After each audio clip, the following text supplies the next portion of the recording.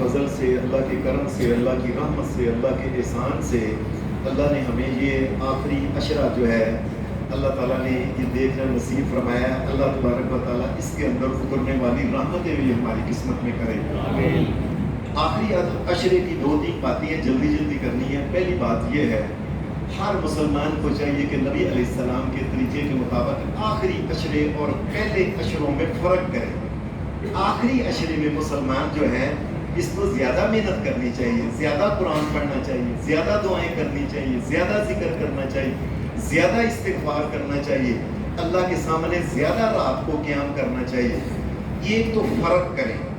دوسرا، جب نبی علیہ السلام آخری عشرے میں زیادہ محنت کیا کرتے تھے. لیلۃ القدر کون سی رات ہے؟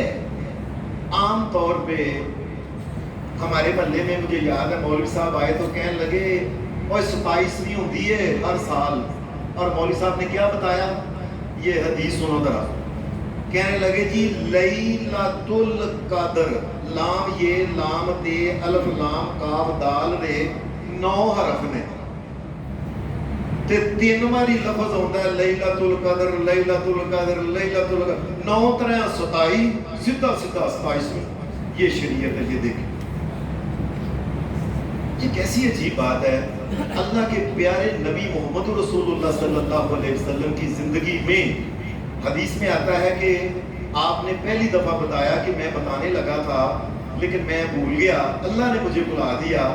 بس اتنا یاد ہے کہ وہ مجھے جو دکھایا گیا اس میں یہ تھا کہ میں لیلۃ القدر ہے اور میں سجدہ کر رہا ہوں.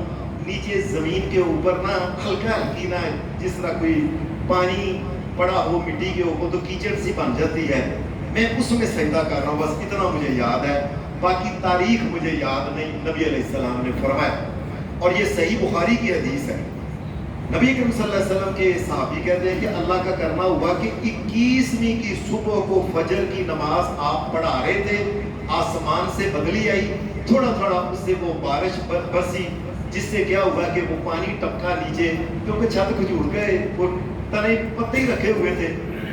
وہ نماز کے اندر ہی وہ نیچے ٹپک کے نا وہ نیچے ہلکی ہلکی کیچڑ ہو گئی، مڈ بن گیا.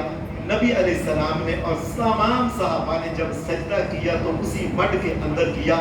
21ویں کو نبی علیہ السلام کی زندگی میں یہ لیلۃ القدر آئی تھی. ایک حدیث میں آتا ہے نبی علیہ السلام کی زندگی میں 23ویں تاریخ کو یہ لیلۃ القدر آئی تھی. ایک حدیث میں آتا ہے کہ نبی اکرم صلی اللہ علیہ وسلم آپ نے فرمایا لوگو میں تمہیں بتانے آیا تھا.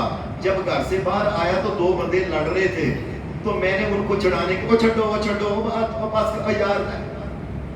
آپ نے فرمایا اسی بات میں اللہ کا کرنا میں بھول گیا وہ تاریخ جو اللہ نے بتائی. اللہ کے نبی بھول گئے ہیں. پھر ایک حدیث میں آتا ہے ایک صحابی تھے عبداللہ بن انیس رضی اللہ تعالی عنہ. یہ نبی علیہ السلام کے پاس آئے. یہ پنڈ کے گاؤں کے صحابی تھے. کہنے لگے اللہ کے رسول آپ مجھے بتائیں اللہ نے اگر آپ کو بتایا اس دفعہ لیلۃ القدر اللہ نے آپ کو بتایا کہ کس کا پانی ہے؟ اللہ نے بتایا ہوا تھا. اس دفعہ آپ نے فرمایا 23 کو آنی ہے. یہ عبداللہ بن انیس اپنے گھوڑے پہ سوار ہوئے. 23 تاریخ کو آ گئے. عصر کے بعد مغرب سے پہلے گھوڑا باندھا، وہی روزہ کھولا اور اس کے بعد 23ویں تاریخ کی جو رات تھی نا پوری مسجد کے اندر گزاری. اللہ سے معافی مانگنے میں، اللہ سے توبہ کرنے میں، استغفار کرنے میں، قرآن مجید پڑھ یہ قیام کرنے میں یہ رات جو تھی نا ساری گزار دی. صبح فجر کی نماز ہوئی، نماز پڑھنے کے بعد گھوڑے پہ بیٹھ کے چل بیٹا ٹک چل ہو گیا. اللہ جن کی قسمت میں کرے. عجیب بات یہ ہے اب میں اتنا بڑا تو میں عالم نہیں، میں چھوٹا سا مولوی ہوں. اللہ کی قسم میں نے تقریباً جو پاکستان میں حدیث کی کتابیں مجھے نظر آئی ہیں میں نے ساری دیکھی. کسی جگہ 27ویں کا نام نہیں. بلکہ عجیب بات ہے، عجیب بات کیا ہے کہ نبی علیہ السلام کی زندگی میں بھی 27ویں تاریخ کو لیلۃ القدر آنے کی کوئی حدیث نہیں. ایک دفعہ بھی نبی علیہ السلام کی زندگی میں 27ویں کو آنے کی حدیث ہے ہی نہیں. یہ لوگ بعض صحابہ کے بارے میں آتا ہے کہ انہوں نے محسوس کیا کہ اس دفعہ ایسے لگے جیسے 27ویں کو حضرت ابی بن کعب رضی اللہ تعالیٰ عنہ کے بارے میں حدیث میں آتا ہے کہ وہ کہنے لگے اس دفعہ 27ویں کو مجھے نظر آتا ہے. کیوں؟ نبی علیہ السلام نے فرمایا اس رات کا جو چاند ہوتا ہے نا وہ ایسے ہوتا ہے کہ بڑا سا تھال ہو, تھال کا کنارہ صرف نظر آئے. تو میں نے محسوس کیا کہ وہ 27ویں کو ہے. نبی علیہ السلام نے ایک اور اس کی نشانی بتائی ہے کہ صبح جس وقت سورج نکلتا ہے اس وقت سورج کی روشنی کی شعائیں تیز نہیں ہوتی, ٹھنڈی ٹھنڈی ہوتی ہیں. یہ بھی بعد میں پتہ چلتا ہے. یہ اگر محسوس ہو, بلکہ میں آپ سب کو خاص کر کے اعتکاف کرنے والے بہنوں اور بھائیوں کو, اپنی بیٹیوں کو, بچیوں کو, ماؤں کو, بزرگوں کو کہتا ہوں, یہ بات بڑی قیمتی بات ہے, اللہ کی قسم یاد رکھیں. اب اللہ کے نبی سے پوچھا گیا اے اللہ کے رسول اگر محسوس ہو کہ آج لیلۃ القدر کی تو میں کیا کروں؟ ان علمت, اگر مجھے محسوس ہو, ان واقفت, اگر مجھے محسوس ہو. تو نبی علیہ السلام نے یہ نہیں کہا کہ فٹافٹ اٹھ قیام کر, یہ کر, وہ کر, اج کر. نبی علیہ السلام نے ایک ہی بات کی, عائشہ اگر محسوس ہو تو عائشہ اللہ سے دعا ہی کرنا, اللہم انک عفو تحب العفو فاعف عنی, یا اللہم انک عفو کریم تحب العفو فاعف عنا. یہ دونوں حدیث ترمذی کے اندر اور ابن ماجہ کے اندر آتی ہیں اور دونوں حدیثیں صحیح ہیں. زیادہ کوشش کریں. یہ لازمی نہیں کہ جو اعتکاف کرنے والا بندہ ہے جب مسجد میں قیام ہو تو ہر قیام میں لازمی شریک ہو, نہیں.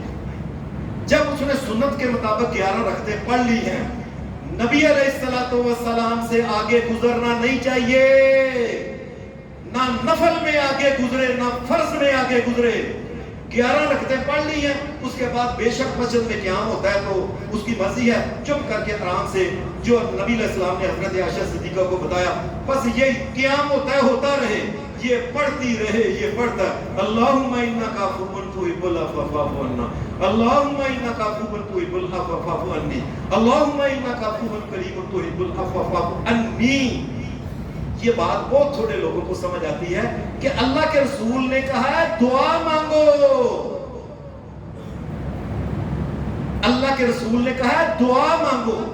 تو ان راتوں کے اندر یہ جو ہم قیام وغیرہ کرتے ہیں یہ اپنی جگہ ہے, لیکن یہ 5 راتیں ہیں, صرف قیام کیا آپ نے 11 رکعتیں پڑھ لی ہیں, اس کے بعد ساری رات بہتر یہ ہے کہ دعا مانگے. اللہ کی قسم قیام سے دعا مانگنا بہتر ہے. کیوں؟ یہ دعا محمد رسول اللہ نے بتائی ہے. اور قیام تو ہم ایسے حافظوں کا اپنا, ہم بھی بچپن میں ایسے کرتے رہے ہیں کہ 10 سپارے 8 سپارے ایسا کر چل بھائی لگے, لیکن بعد میں معلوم ہوا ہے کہ اگر یہی بہتر ہوتا قیام تو اللہ کے رسول کہتے اٹھ کے قیام کرو. اللہ کے رسول نے کہا دعائیں مانگو, اللہ سے دعائیں مانگنے کا ٹائم ہے.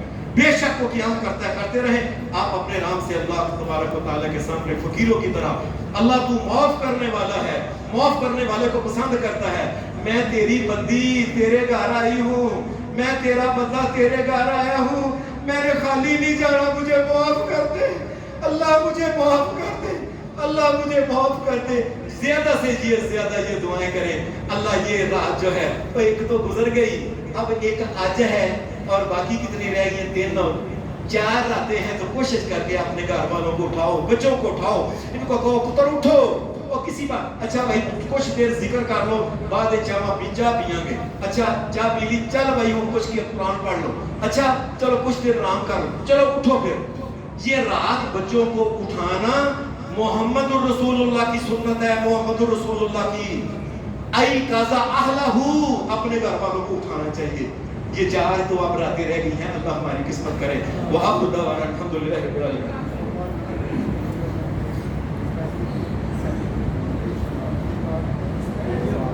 جی یہ ربانی صاحب سے پوچھیں.